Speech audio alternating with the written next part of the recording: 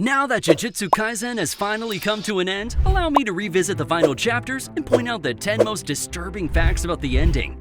There will be additional context on many things, and obviously, spoilers ahead if you haven't read the ending yet. With that said, here are the top 10 disturbing facts that are keeping fans awake.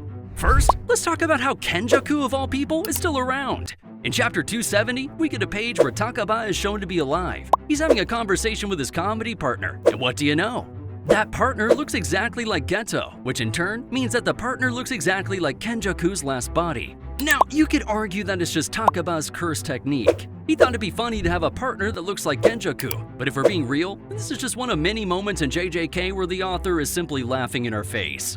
The thing about Kenjaku is the real reason why he went through all that planning and trouble for 1,000 years was for his own personal amusement. He thought that the merger and the evolution of humanity would be funny, but as ironic as it was, his sense of personal fulfillment was satisfied during his battle with Takaba. For the first time in his life, he experienced genuine amusement. Both Takaba and Kenjaku, as well as the rest of his fans, enjoyed the hell out of it. Ultimately, this means that even if Kenjaku is alive, he's no longer a threat. But that brings us to another question. How is he still alive? We know that Rika actually ate a part of Kenjaku to copy his curse technique, and of course, the common speculation is that she ate the brain. So if we're talking cold hard facts, Kenjaku should be dead. If he's alive, it's because of Takaba's broken curse technique. Yeah, it's kind of ironic, but the only reason Kenjaku is alive is because Takaba thought it'd be funny to keep him around. Who knows? Maybe we'll see Kenjaku and Takaba do a comedy show in Gege Akutami's idol manga. Though, if I'm being real with you, then Megumi showing emotions is an even more disturbing fact than Kenjaku being alive. In chapter 268, Megumi laughed after learning the wholesome fact that Gojo wasted his father's ass. And then in chapter 270, Megumi got flustered after Hana thought that they were gonna get married. I had no idea that Megumi simply showing normal human emotions would be this disturbing, but at least it's in a good way. It seems like getting hit by back-to-back unlimited voids may have actually eased up our emo boy. Next one is about Nobara, and this was a new low even by JJK standards. Even if you can ignore the fact that Nobara was kept in a state of limbo for half the story, it's still funny how in chapter 268, right after the climax when Nobara and Megumi read letters left to them by Gojo, his letter to Nobara is how he found her mother. Guys, I literally went and reread all of the Nobara chapters and her Wikipedia page to see if her absent mother plotline was ever mentioned in the story before. Nope, never.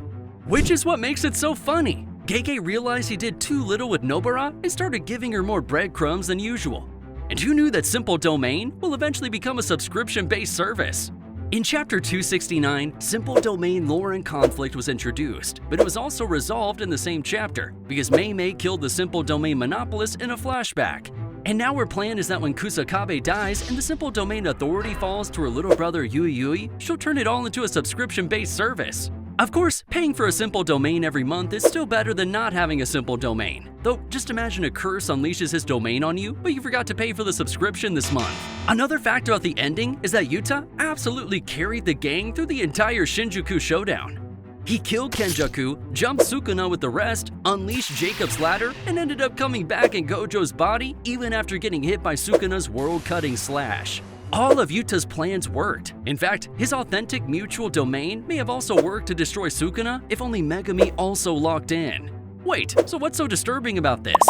It's how even after all of his plans basically worked and he carried the gang until the climax, everyone was still chewing him out in chapter 269, just because a couple foreigners pulled up even though they told Yuta that they wouldn't. To be fair, there is something really disturbing about chapter 269 as a whole.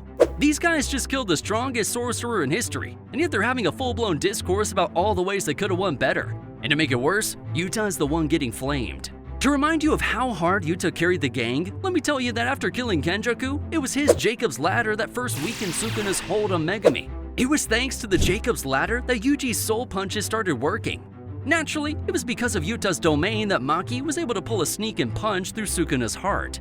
Yuta also saved Yuji a couple of times. Even after he returned as Yujo, he saved both Yuji and Todo. He also managed to break Sukuna's domain and hit the man with a hollow purple. Not to mention the setup he gave to Angel for another Jacob's Ladder. And we haven't even talked about his astute planning and intellect in all of this. Yuta is goated. Next one is about the future of the world. In chapter 270, it it was revealed that Tengen's leftovers were still intact in Sukuna's remains, and that's why the barrier is going to hold up for the foreseeable future. However, it is eventually going to collapse. That collapse is going to happen before the disaster-level special grade curses appear once again, which means that the next era of cursed spirits is going to be global. Imagine a disaster-level curse being born from guns. Yeah, although things seem fine for now, when Tengen's barrier collapses, Japan's monopoly on cursed energy will also end. The US Army plotline also still continues, and since there's no Gojo or Yuki anymore, it's up to Yuta, Yuji, Megumi, Todo, Hakari, and the rest to figure things out as they're the next generation Gojo raised. Speaking of Gojo, the next one is about him. This one gets more disturbing the more you think about it. Where is Gojo's body? Why did nobody give him a funeral? Is it still catching dust and insects back in Shinjuku? I mean, come on, at least give him a funeral. Didn't Yuta also lecture everyone about how Gojo was more than just the strongest? I did enjoy the flashback conversation between Yuji and Gojo in the final chapter, but a grave visit with all of Gojo's students would have done wonders for the ending. To be fair, this goes for Choso too. Imagine if Yuji buried him like, a brother would do. Moving on. While Gojo went south, the final chapter showed a Sukuna going north. This is interesting because north represents starting anew, while south is about returning to your old self. There is something intrinsically surreal that Sukuna, of all people, started anew. He's always been the ultimate hedonist, the disgraced one, the fallen, and yet after all was said and done, he was able to acknowledge his wrongs and take a different path.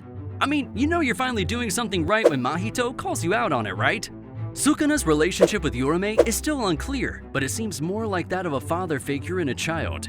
And we don't even know who was the second person when Sukuna talked about the two paths he could have taken. That is the ninth disturbing fact about the ending. It can't be Yorozu because we all know that Yorozu is the type of person who'd walk around naked in a temple.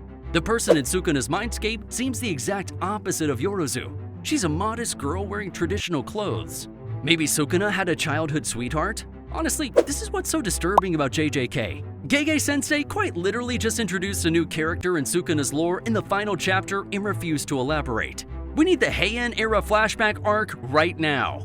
Anyways, the last one is about Sukuna's last finger. In chapter 271, Nobara asks Yuji about it, and he simply replies that he took care of it. And in the final chapter of 271, which is of course also the last chapter of the manga, we're presented with a glorious page of Sukuna's last finger. It's in a thermometer shed in the middle of nowhere, and to perfectly contrast the threat these fingers have posed since the beginning of the story, the last page shows us that it's not sealed away. There's no longer any need because it's no longer a threat. So what's so disturbing about it? It's the idea that even Sukuna's last finger ended up as a safekeep, but Gojo's body is still rotting away in Shinjuku. Just kidding, guys. Yuta and Yuji must have already given our goat Gojo a proper funeral off screen. Overall, the ending is not as bad as the memes initially made it look. I enjoyed many things about it, and yet there were still also parts that left a lot to be desired. Anyways, I wore this shirt in honor of Topless Gojo. If you like it, you can buy it over here. Also, the JJK story may have ended, but not the videos. Watch what happens when I gave all Jujutsu Kaisen characters modern-day jobs here.